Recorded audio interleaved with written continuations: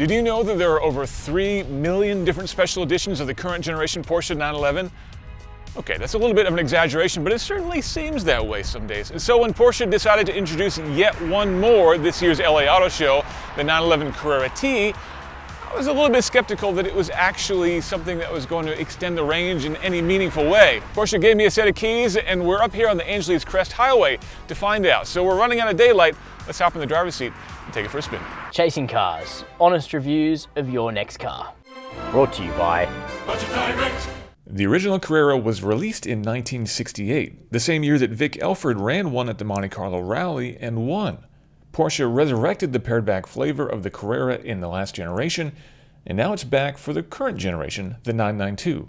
The story now is much like it was before, a simpler, lighter, performance-oriented Carrera for those who value engagement over sheer thrust. But how much thrust do you get?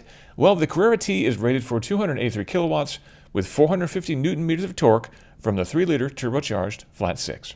So what all that basically boils down to is a 911 that's been stripped out and gutted to some degree and turned into a bit more of a racier, more engaging piece of hardware than it was before. We've got a 911 with the base engine, but it's actually connected to Porsche's torque vectoring rear differential, which you normally can't get on the base Carrera. You can also get rear steering on this car, which this car does have, and there are some other tweaks and changes that have been made to make this a grippier, more fun car. Bigger wheels and tires, for example.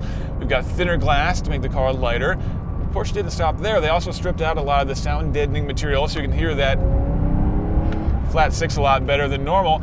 They even took out the rear seats to save weight. Now, we're not talking a huge amount, about 100 pounds or 40, 50 kilograms, somewhere in there.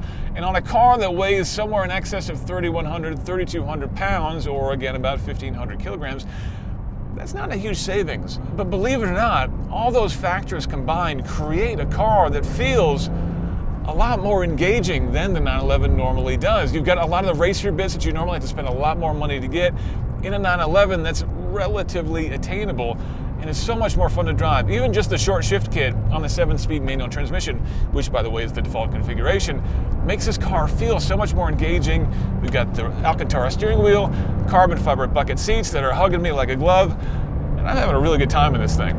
Now, if the Carrera T is the value-oriented option of the Carrera, just how affordable is it?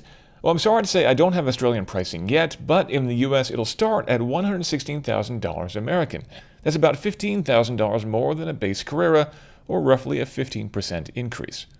The Australian MSRP for the Carrera Coupe starts at just over $240,000. So if that same ratio applies, the Carrera T here might cost somewhere in the mid-$270,000 range.